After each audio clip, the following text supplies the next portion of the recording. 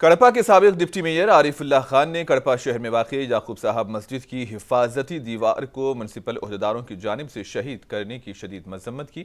इन्होंने मीडिया से बात करते हुए कहा कि यह मामला अदालत में ज़ेर दौरा है और इसके बावजूद हिफाजती दीवार को शहीद करना मुनासिब नहीं है। आरिफुल्लाह खान ने दीवार की तामीर अमल में लाने का मुतालबा किया।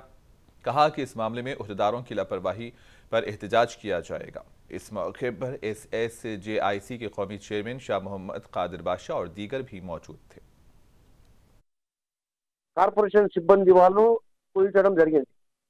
ఇంతకు ముందు కూడా ముస్లిం సోదరులు ఆందోళన చేశారు. కలెక్టర్ గారికి దృష్టికి తీసుకుపోయారు. కమిషనర్ గారి దృష్టికి పోతే వాళ్ళు ఇప్పుడే కాదు, మేము కొన్ని రోజుల తర్వాత మీతో డిస్కస్ చేసి మేము స్టార్ట్ చేస్తాం ఏదైనా కానీ అంటే మేము ఇటువంటి పరిస్థితుల్లో ఇవ్వమని చెప్పాము. అదే విధంగా అది కోర్టులో కూడా ఉంది సమస్య. అది ఈ రోజు వచ్చేసి వాళ్ళు గోడ అనేది పగల కొట్టడం అనేది చాలా దారుణము. ముస్లింస్ మనోభావాలు దెబ్బతింటున్నారు.